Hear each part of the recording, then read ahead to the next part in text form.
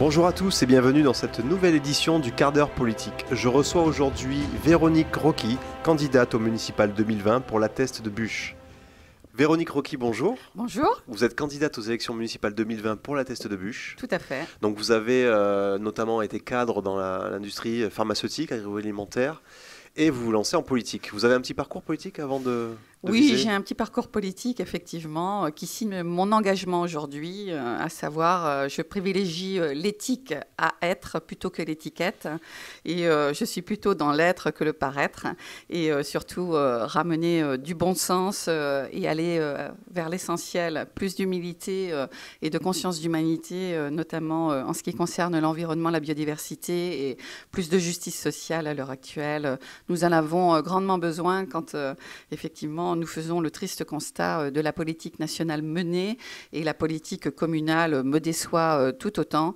Donc effectivement, je choisis plutôt qu'une étiquette et un parti d'emmener le cœur et le bon sens et la protection de l'environnement, remettre l'humain et une conscience d'humanité pour notre commune qui en a bien besoin. D'accord, eh bien c'est une très belle introduction. Bien, si vous le permettez, on peut lancer votre programme. Avec plaisir. Premier point, l'urbanisme. Oui. Alors, Alto Béton, bien évidemment. Ouais, on l'a lu. Vous n'êtes pas sans savoir que Jean-Jacques Ayroles a quelques goûts esthétiques qui ne correspondent pas à l'ensemble de ce qu'attend la population sur le territoire. Effectivement, nous souhaitons remettre un petit peu plus de sobriété et quelque part repenser à la fois la végétalisation du centre-ville pour permettre de respirer ou de reprendre sa respiration à travers ces murs de béton. Et vous n'êtes pas sans savoir que les nouvelles constructions ne respectent absolument pas le patrimoine testerin. Les citoyennes et citoyens peuvent se passer le sel très facilement. Alors, remarquez, pour faire connaissance. Immeubles, vous voulez dire oui, c'est vraiment c'est très exigu. On prive les testerins de soleil. Donc j'ai envie de dire au maire actuel, ôte-toi de notre soleil et laissons respirer la ville. Nous devons repenser effectivement. Et alors je ne vais pas détruire ce qui a été fait, mais améliorer et ramener du poumon vert, ramener un petit peu de gaieté en fleurissant et en ramenant bien sûr dans la thématique qui nous est chère, c'est-à-dire la biodiversité, ramener des haies, renégocier avec des promoteurs tout simplement de pouvoir s'occuper des parterres et refleurir, ramener de la biodiversité au sein de la ville, repenser aussi au biomimétisme.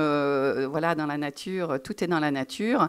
Végétaliser ces immeubles qui sont en R+4, R+5 et qui ne permettent pas le bien vivre dans la ville. D'accord. Vous parlez aussi dans votre programme d'un plan de restructuration, alors peut-être plus au niveau des voies de circulation.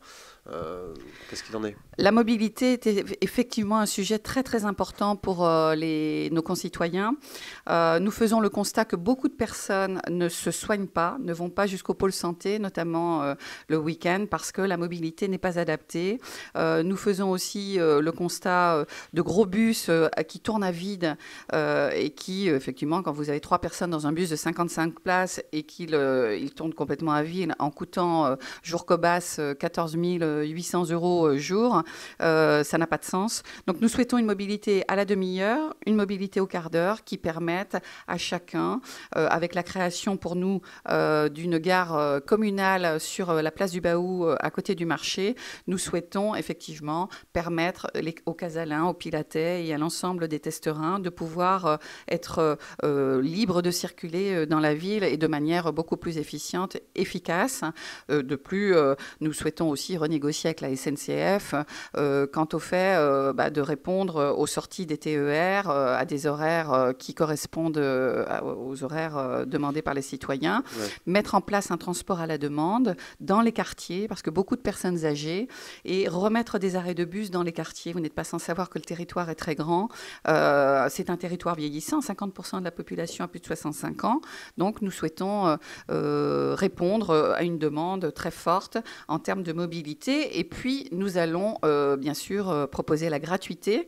Je pense que ça va faire l'unanimité, à la fois pour permettre aux mamans avec poussette, aux adolescents, aux handicapés, et nous allons parler, j'espère, du handicap handicap avec un S. La problématique senior et handicap se rejoignent dans le temps et plus de 50% de la population a 65 ans passés. Donc c'est une population qui a tendance à vieillir sur le bassin, à bien vieillir parce qu'on y est bien. C'est une belle situation. L'air y est bon et voilà, on rajoute un petit peu plus de conscience environnementale et de justice sociale. Ça sera encore meilleur pour tout le monde. D'accord. Ben justement, rebondissons sur tout ce qui est social et puis le handicap, puisque ça vous tient à cœur aussi. Oui. Alors, c'est vrai qu'effectivement, une personne sur 10 à la teste est en situation de handicap. Donc, nous souhaitons répondre à travers une maison de santé multidisciplinaire en justement développant, parce qu'il y a une belle charte du handicap, mais effectivement, là, on est plus dans le paraître, comme je vous le disais en commençant l'interview. Et nous voulons être auprès des handicaps, quels qu'ils soient. Cette charte est bien écrite, mais elle ne correspond pas à la réalité. Donc, nous souhaitons effectivement mettre en place un point information au CCAS, ainsi qu'une maison pour polyhandicapés sur la commune. Les handicaps méritent toute notre attention. Il n'y a pas de signalétique. Une problématique justement dans les transports. Il faut savoir qu'effectivement, dernièrement, un handicapé est tombé dans un bus quand le bus accepte de les prendre. Sinon, on les laisse sur le trottoir. Pourtant, on pense que les bus sont aménagés pour. Il y a des aménagements. Pas du tout. D'accord. Non, non, absolument pas. Donc effectivement, je pense qu'avec l'intercommunalité, c'est un sujet dont nous devons nous saisir. Et il y a urgence d'ailleurs à réintroduire dans la ville en termes de signalétique. Les voiries, les trottoirs ne sont pas adaptés, ils sont faits pour les poteaux. Et effectivement, je vous mets au défi de circuler en fauteuil roulant avec un déambulateur, une canne, voire même poussette et enfant. Certaines configurations des rues sont tellement exiguës, étroites. Il n'y a même pas la possibilité d'en créer des trottoirs justement pour ces personnes-là. Mais on peut très intelligemment ne pas en créer justement et créer comme en Espagne notamment ou d'autres pays de faux trottoirs permettant effectivement, de toute façon il nous faudra faire un audit général de la circulation à l'heure du 4D, 5D. Je pense qu'effectivement en repensant avec un audit, une entreprise sérieuse, la circulation sur l'ensemble de la teste de bus, ça fait très longtemps qu'on le demande et je pense que nous allons nous atteler à la tâche et il y a vraiment matière à répondre. D'accord. Bon. Sécurité. Alors, parlons de la sécurité. On fait le constat, effectivement, d'une problématique à Cazaux, notamment sur le lac. Donc, nous allons mettre en place une brigade verte sur le lac de Cazaux. Brigade verte ou brigade nautique ? Alors, brigade verte et nautique. Brigade verte pour les incivilités et les dépôts sauvages que l'on peut constater, notamment l'été.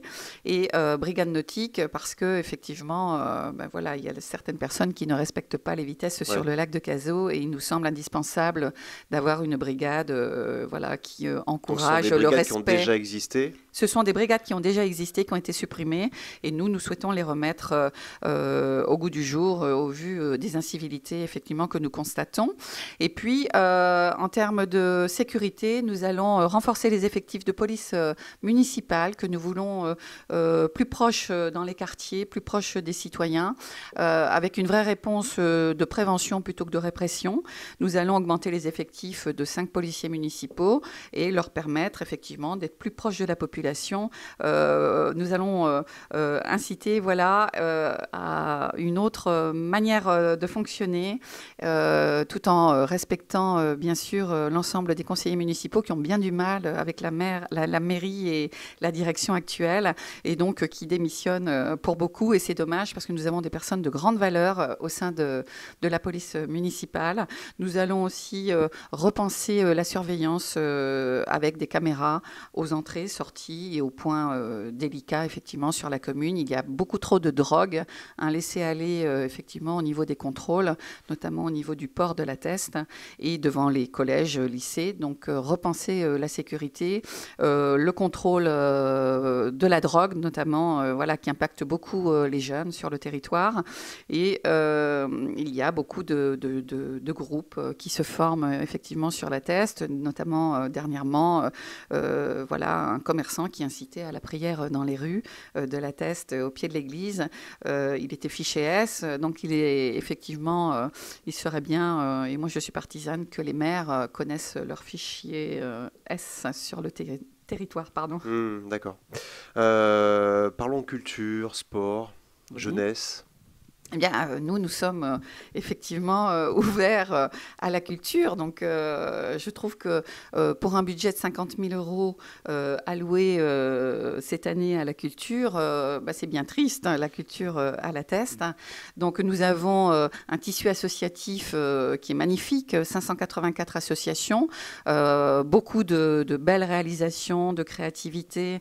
Nous souhaitons redynamiser le cœur de ville qui ne vit pas, avec effectivement des festivals internationaux, une collaboration avec la métropole bordelaise, l'Opéra de Bordeaux, ainsi que le Musée des Beaux-Arts. Et je souhaite ramener un certain niveau, on va dire, de culture et d'expression culturelle en créant un petit peu plus de maisons d'artistes et permettre aussi à la philosophie, qui est une base de sagesse, ainsi que les sciences, de pouvoir faire leur entrée plus régulièrement sur notre territoire.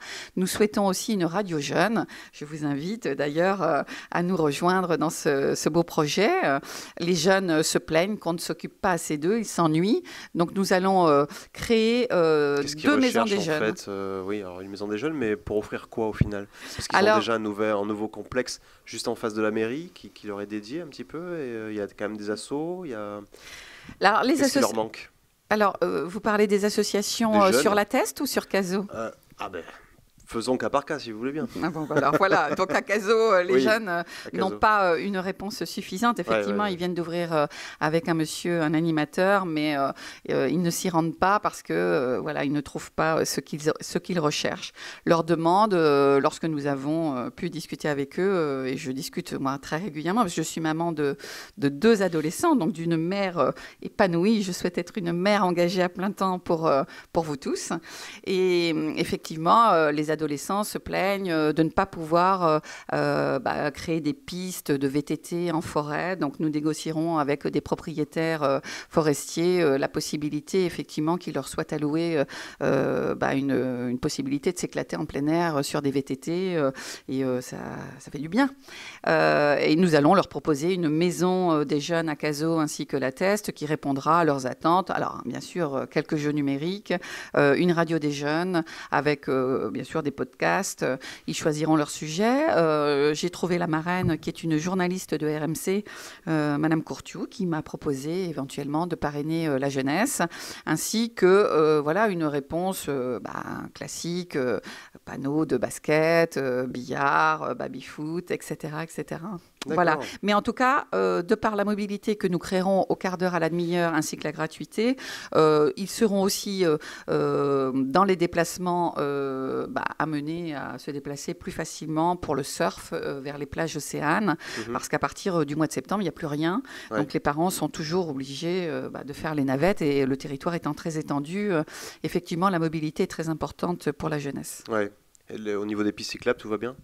Alors, au niveau des pistes cyclables, moi, bien sûr que j'adhère aux pistes cyclables, mais je souhaite plus parler de bandes cyclables, c'est-à-dire ne pas réartificialiser plus les sols, mais bien effectivement utiliser le béton qui est déjà là, l'asphalte qui est déjà existante, et encourager bien évidemment les mobilités douces, notamment sur le cœur de ville, avec cette fameuse rue du Port où moi personnellement ma voiture j'avais ma permanence, et j'ai toujours d'ailleurs ma permanence rue du Port, et on m'est rentré 6 fois dedans. Donc il y a une vraie problématique effectivement en cœur de ville. Une vieille rue, cette artère-là. Oui. Bon, écoutez Véronique, merci beaucoup. On va vous laisser le mot de la fin pour conclure. Oui, si vous voulez. Le 15 et 22 mars, nous comptons sur vous. Soyez le changement que vous voulez, gardez votre libre arbitre et reprenez cette conscience d'humanité pour créer aujourd'hui le changement dont nous avons besoin sur notre commune.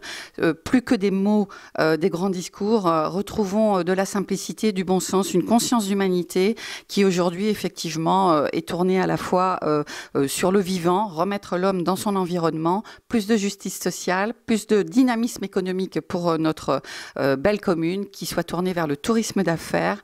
Préservons notre environnement. L'avenir, ce sont nos enfants. Portons un territoire d'avenir pour eux. Votez pour la Confédération Testerine Humaniste. C'est voter pour vous, voter pour votre intérêt, voter pour une commune tournée vers l'avenir et les projets porteurs pour tous.